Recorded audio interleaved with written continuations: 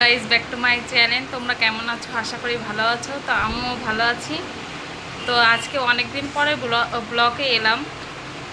অনেক দিন ব্লগ দেওয়া হয় না। তো আজকে কি রেসিপি রান্না করছি দুপুরবেলা। এখন এই যে তোমাদের দাদাভাই আজকে বাজারে যায়নি, দেখো বসে আছে, ও শুয়ে আছে। আর এই যে রান্না বান্না করে দেখো কেটে কুটে এখানে রেখেছি। আর কি রান্না করছি সেটা আমি তোমাদেরকে দেখাচ্ছি। তো চলো আমরা যাই, ঘুরে আসি, দেখা যাক। গাইস দেখো, ডাটা দিয়ে আলু দিয়ে আর হচ্ছে তেলাপিয়া মাছ দিয়ে রান্না হচ্ছে আজকের রেসিপিটা এটাই হচ্ছে। আর পটল ভাজা করব। আমার শাশুড়ি কই মাছ রান্না করবে, এই দেখো। তো তোমাদের এটা কেমন লাগলো অবশ্যই আমাকে জানাবে।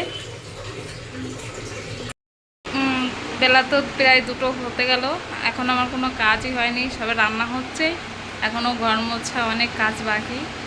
তো অবশ্যই আমার ব্লগটা দেখো আর আমার পাশে থেকে আমাকে সাপোর্ট করো।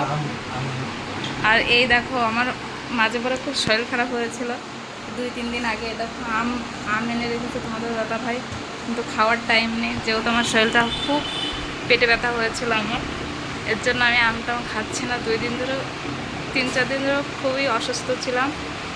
তারপরে এখন মোটামুটি ঠিক আছি, রান্নাবান্না করছি, খাবো, এই আর কি।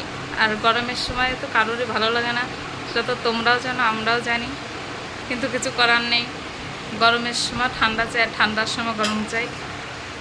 তো গাইজ, আমার এই ব্লগটা অবশ্যই তোমরা দেখো, আমার পাশে দেখো, আমাকে সাপোর্ট করো। আর যেভাবে সাপোর্ট করছো এইভাবেই আমাকে সাপোর্ট করে যেও।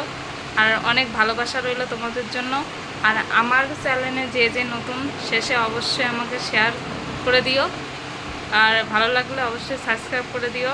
আর কমেন্ট করে জানিও আমাকে, আমি যেটা ভিডিও করছি যদি তোমাদের ভালো লেগে থাকে তাহলে অবশ্যই আমাকে জানিও।